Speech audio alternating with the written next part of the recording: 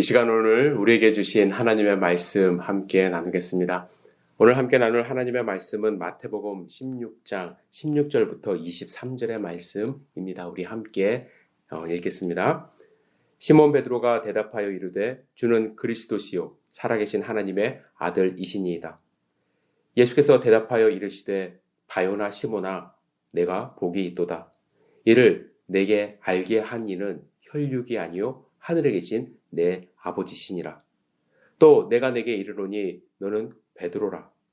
내가 이 반석 위에 내 교회를 세우리니 음부의 권세가 이기지 못하리라. 내가 천국 열쇠를 내게 주리니 내가 땅에서 무엇이든지 매면 하늘에서도 매일 것이요 내가 땅에서 무엇이든지 풀면 하늘에서도 풀리리라 하시고 이에 제자들에게 경고하사 자기가 그리스도인 것을 아무에게도 이르지 말라 하시니라. 이때로부터 예수 그리스도께서 자기가 예루살렘에 올라가 장로들과 대제사장들과 서기관들에게 많은 고난을 받고 죽임을 당하고 제3일에 살아나야 할 것을 제자들에게 비로소 나타내시니 베드로가 예수를 붙들고 항변하여 이르되 주여 그리 마옵소서. 이 일이 결코 주께 미치지 아니하리이다. 예수께서 돌이키시며 베드로에게 이르시되 사탄아 내 뒤로 물러가라. 너는 나를 넘어지게 하는 자로다. 내가 하나님의 일을 생각하지 아니하고 도리어 사람의 일을 생각하는도다 하시고 아멘. 오늘 주실 말씀을 기대하면서 잠시 기도드리겠습니다. 사랑과 은혜가 충만하신 아버지 하나님, 이 시간 주님을 의지합니다. 주님 말씀하여 주시옵소서. 주님의 음성만 우리 마음밭에 뿌려져 30배, 60배, 100배의 결실을 맺을 수 있도록 주여 축복하여 주시옵소서. 오늘 특별히 베드로를 통해서 주시는 말씀 우리의 삶에 적용할 수 있도록 인도하여 주시옵소서. 예수님의 이름으로 기도드렸사옵나이다. 아멘. 오늘은 우리가 함께 읽은 본문에 이제 나오는 베드로에 대해서 생각을 좀 같이 하려고 합니다. 여러분, 베드로에 대해서 많이 들어보셨을 텐데요. 오늘 총정리한다고 생각을 하시면 될 것 같아요. 여러분, 베드로의 원래 이름은 무엇인가요? 시몬입니다. 시몬. 그리고 그의 아버지는 요나입니다. 그래서 17절에 예수님이 그를 부르시면서 바요나 시몬아 내가 복이 있도다 이렇게 말씀을 하셨어요. 요나의 아들 시몬이라는 뜻인데 히브리 사람들은 원래 라스트네임 성이 없습니다. 그래서 공식적으로 누군가를 부를 때는 누구누구의 아들 누구 이렇게 부르게 되어 있습니다. 그래서 바요나 시몬은 요나의 아들 시몬이라는 공식적인 이름인 것이죠. 예수님은 공식적으로 베드로를 칭찬하시며 바요나 시몬이라고 그를 부르신 거예요. 그렇다면 베드로는 어떤 이름일까요? 예수님이 처음 만났을 때 그를 보시고 그에게 지어주신 이름입니다. 요한복음 1장 42절에 보시면 예수께서 보시고 이르시되 내가 요한의 아들 시몬이니 여기서 요한은 요나의 헬라식 발음이에요. 시몬이니 장차 게바라 하리라 하시니라. 예수님의 일상 언어는 아람어입니다. 예수님은 아람어로 그의 이름을 게바, 즉 반석이라 부르신 것인데 이것을 번역하면 헬라어로 기록할 때 이제 베드로 이렇게 기록을 한 것이죠. 여러분, 베드로의 직업은 무엇이었죠? 우리가 잘 아는 것처럼 갈릴리 호수에서 고기를 잡던 어부였습니다. 그리고 여러분, 베드로의 가족에 대해서 알고 있습니까?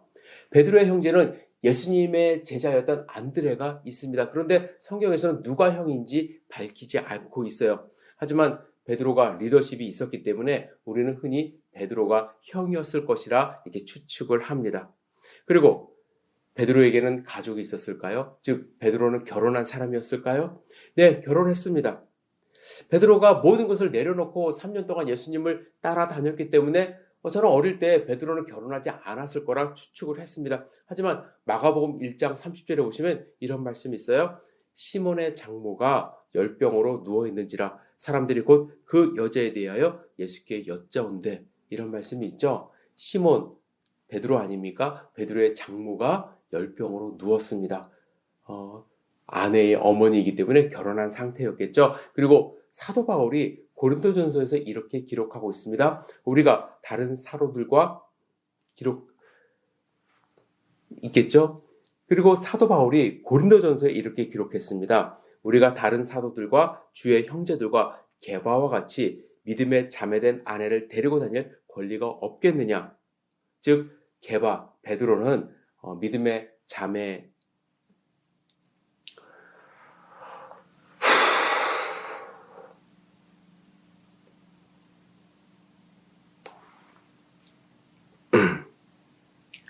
여짜온데 그 여자에 대해서 여짜온데 그리고 사도 바울이 고린도전서에서 그리고 사도 바울이 고린도전서에서 이렇게 기록했습니다. 우리가 다른 사도들과 주의 형제들과 게바와 같이 믿음에 자매된 아내를 데리고 다닐 권리가 없겠느냐? 게바가 즉 베드로가 믿음에 자매된 아내가 있었다고 이제 기록을 하고 있습니다. 예수님이 승천하신 후 교회 사역을 시작하면서 게바는 아내와 함께 이제 사역을 한 것이죠. 여러분 정리해 볼게요. 베드로의 원래 이름은 무엇이에요? 시몬입니다. 그의 형제는 안드레, 아내와 장모가 있었고 그의 아버지는 요나였습니다. 그렇다면 성경에 베드로가 상당히 많이 등장을 하는데요. 성경의 기록을 기초로 해서 우리가 추측해 볼 수 있는 베드로의 성격은 무엇일까요? 어떤 분이 MBTI를 성격은 무엇일까요?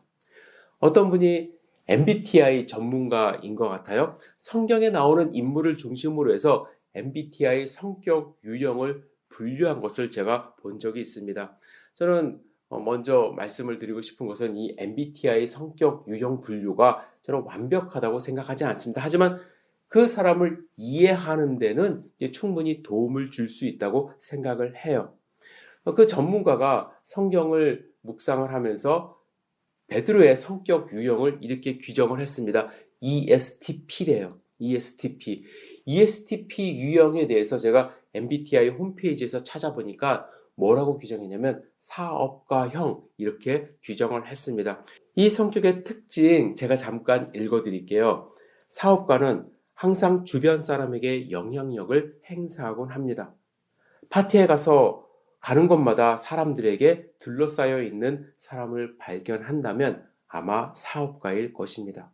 이들은 직설적인 유머 감각을 지니고 있으며 수많은 사람의 관심을 받는 일을 즐깁니다.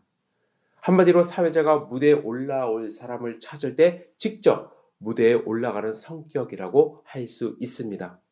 사업가는 이론적이고 추상적인 개념과 지루한 토론에는 관심이 없습니다. 지능이 높고 활기찬 대화를 유지할 수 있는 성격이긴 하지만 현실적인 주제에 대해 이야기하고 직접 행동하는 성격이기 때문입니다.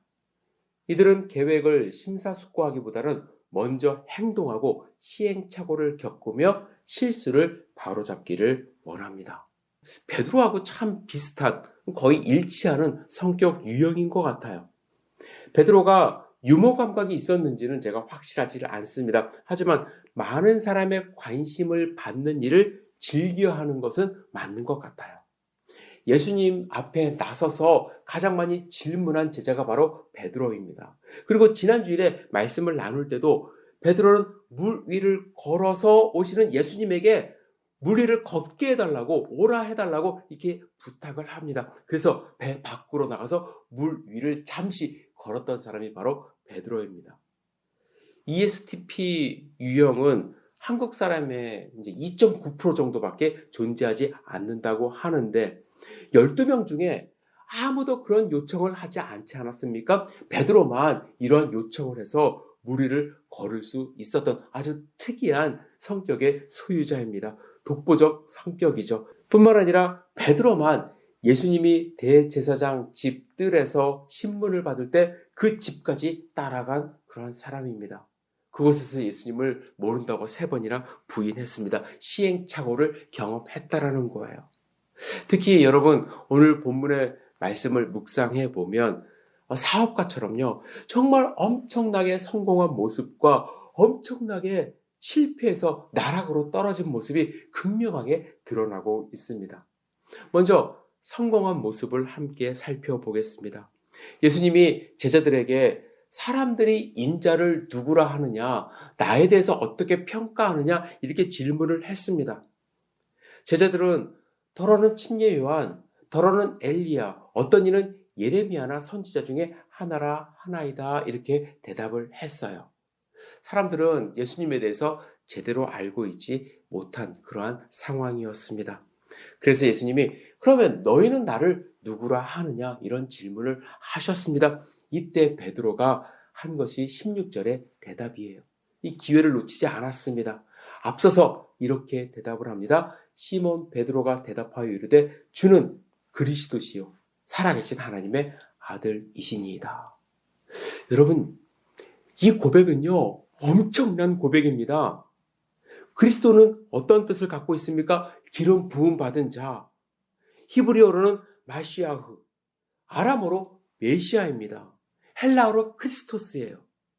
예수님을 이 그리스도로 고백하는 것은 우리를 구원하실 하나님의 기름 부음 받은 자, 즉 구약에 예언된 그분이라고 그는 고백을 하는 것이죠. 뿐만 아니라 살아계신 하나님의 아들이라고 고백했어요. 베드로는 예수님을 신임과 동시에 인간으로 이 땅 가운데 오신 하나님의 아들로 고백한 것입니다. 이 고백은 인류 최초의 고백입니다. 엄청난 사건이에요. 아마도 예수님도 이 베드로가 이렇게 고백하리라 생각하지 못하신 것 같아요. 그래서 뭐라고 하시는 줄 아십니까? 이를 내게 알게 하니는 혈육이 아니요 하늘에 계신 내 아버지시다. 아버님이 너를 이것을 알게 하셨다 이렇게 말씀하십니다. 그리고 베드로에게 엄청난 축복을 주십니다. 너는 베드로라. 내가 이 반석 위에 내 교회를 세우리니 음부의 권세가 이기지 못하리라. 내가 천국 열쇠를 내게 주리니 내가 땅에서 무엇이든지 매면 하늘에서도 매일 것이요 내가 땅에서 무엇이든지 풀면 하늘에서도 풀리리라. 어떻게 보면 베드로는 인간이 예수님에게 받을 수 있는 최고의 축복을 받았습니다. 물론 여기에는 약간의 오해가 있어요. 베드로라는 이름의 뜻이 반석이기 때문에 많은 사람들이요, 베드로를 기초로 해서 그 위에 교회가 세워졌다고 생각을 합니다. 인간 베드로 위에. 그래서 캐톨릭은 여전히 일대 교황을 베드로로 생각을 하고 바티칸에 이제 베드로 성당 밑에 진짜 베드로의 무덤이 있다라고 이제 이렇게 얘기를 합니다. 하지만 여러분, 오늘 본문에서 예수님의 말씀을 잘 분석을 해보면 아주 중요한 차이가 있습니다. 베드로는 남성 명사이지만 이 반석이라고 예수님이 말씀하실 때는 여성 명사를 사용하셨어요. 그리고 이 여성 명사를 사용할 때는요, 안반 혹은 채석장을 가리키는 것이라고 합니다. 따라서 예수님의 말씀은 베드로는 채석장에 놓인 여러 돌들 가운데 하나의 돌이라고 말씀을 하시는 거예요. 따라서 교회가 세워지는 것은요, 베드로 한 사람 위에 세워지는 것이 아니라 베드로와 같은 고백을 하는 예수님의 제자들, 그렇죠? 이 하나님의 백성들, 그 위에 교회가 세워진다는 것을 의미합니다. 베드로는 그 중에 하나라는 거예요. 하지만 얼마나 큰 축복입니까? 여러분들 고백 위에, 여러분들 믿음 위에 교회가 세워진다는 축복을 여러분들도 받을 수 있다라는 거예요. 예수님이 가장 먼저 이러한 축복을 베드로에게 하셨습니다. 또한 천국의 열쇠를 주신대요. 그래서 많은 사람들이 베드로를 천국의 문지기로 생각을 합니다. 그래서 베드로를 형상화한 모든 그림이나 조형물에는 이제 커다란 열쇠를 쥐고 있는 그런 모습이 있는데, 열쇠를 쥐고 있다? 그럼 바로 베드로입니다. 하지만 여러분, 이 시대 상황을 조금 이해를 하셔야 되는데요.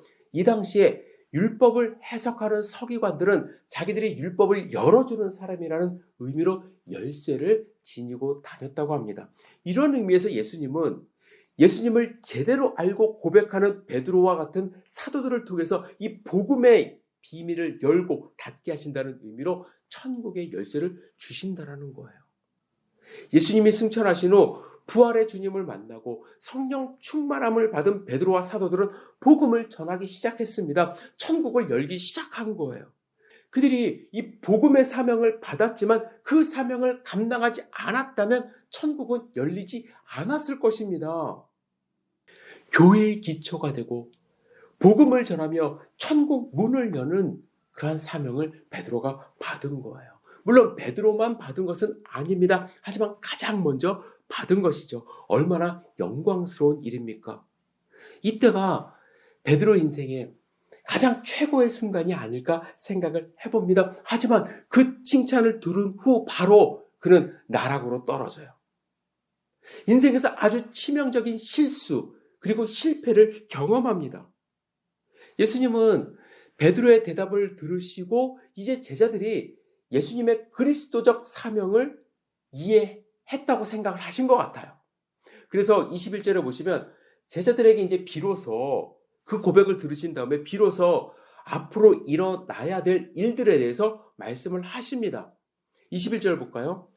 이때로부터 예수 그리스도께서 자기가 예루살렘에 올라가 장로들과 대제사장들과 서기관들에게 많은 고난을 받고 죽임을 당하고 제3일에 살아나야 할 것을 제자들에게 비로소 나타내시니 예수님은 이제 그리스도로서 하나님의 아들로서 이 땅에 오신 사명을 감당해야 될 것을 말씀하신 거예요.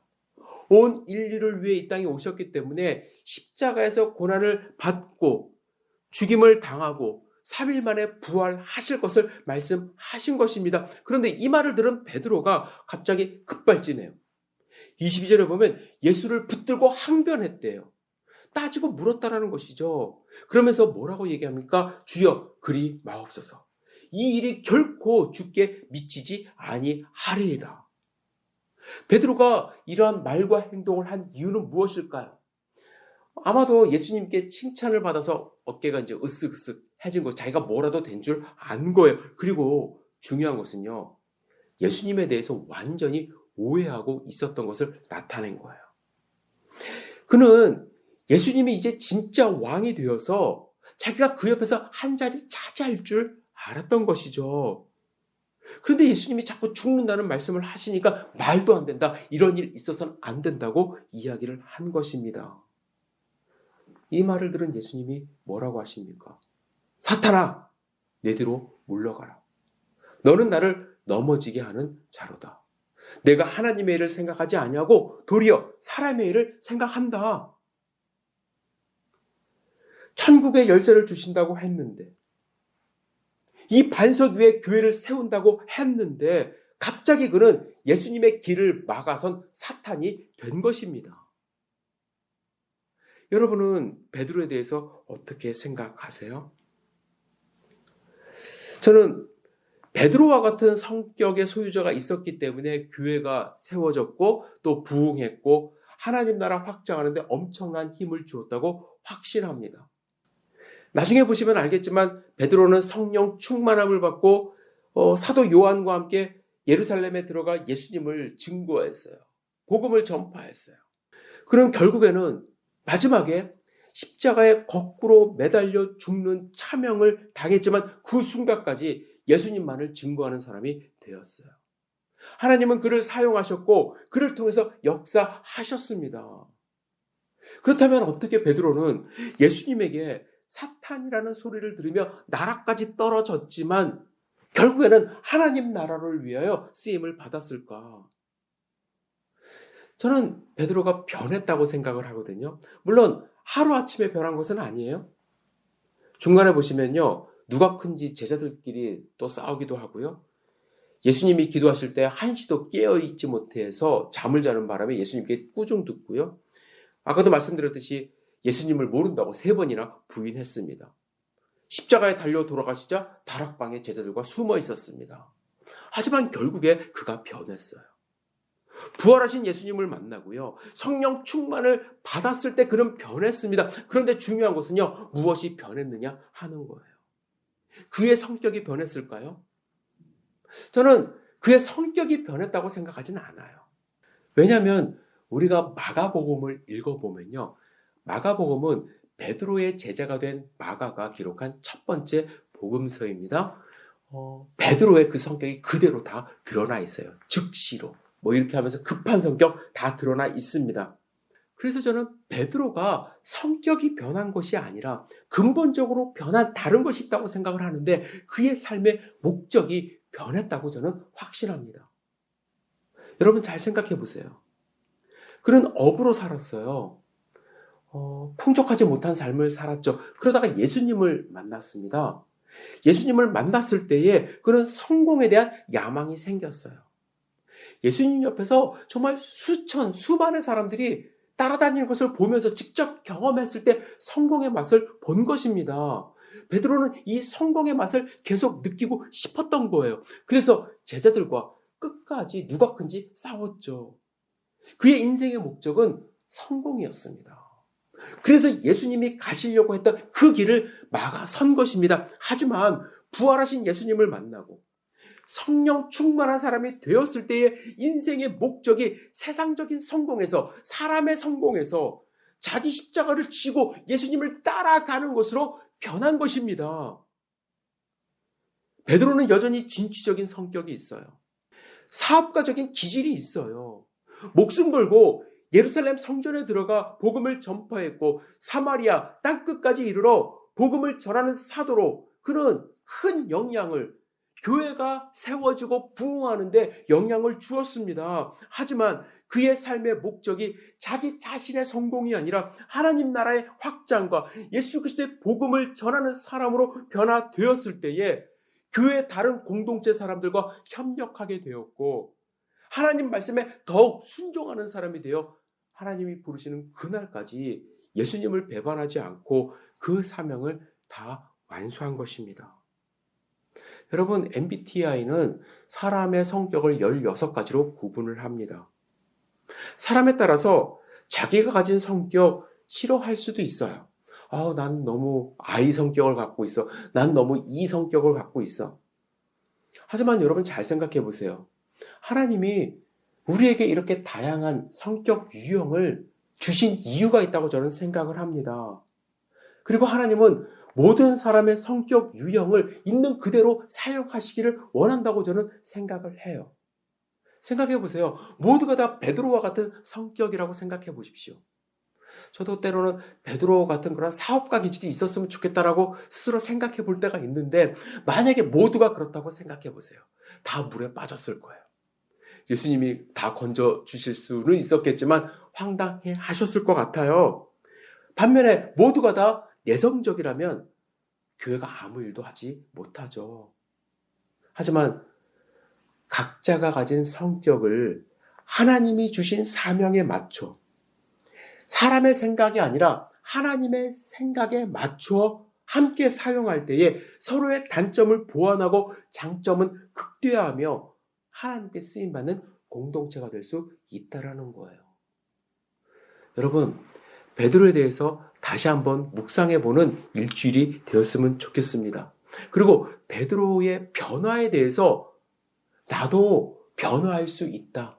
어떻게 변화할 것인가 도전받는 그러한 시간을 좀 가졌으면 좋겠습니다. 여러분은 삶의 목표가 정해져 있습니까? 예수님을 나의 인생의 성공을 위해서 사용하는 예수님의 길을 가로막는 그러한 삶이 아니라 내 십자가를 지고 예수님을 따라감으로써 하나님 나라를 위하여 쓰임받는 하나님의 백성 되시고 하나님의 사랑받는 소중한 제자 되시기를 주님의 이름으로 축복합니다. 여러분, 우리의 인생 목적을 하나님이 원하시는 방향으로 바꿔보시기를 주님의 이름으로 축복합니다. 기도하겠습니다. 전능하신 주님, 베드로를 통해서 주신 이 말씀을 우리 마음밭에 잘 새길 수 있도록 인도하여 주시옵소서. 나의 길이, 나의 생각이 하나님 나라를 위한 그러한 길과 생각인지 내 자신을 돌아볼 수 있도록 인도하여 주시고 예수님께 쓰임받는 귀한 삶 살아갈 수 있도록 인도하여 주시옵소서. 변화되기 전에 베드로가 아니라 변화되어 기쁨으로 복음을 증거하는 베드로가 될 수 있도록 축복하여 주시옵소서. 예수님의 이름으로 기도드렸사옵나이다. 아멘.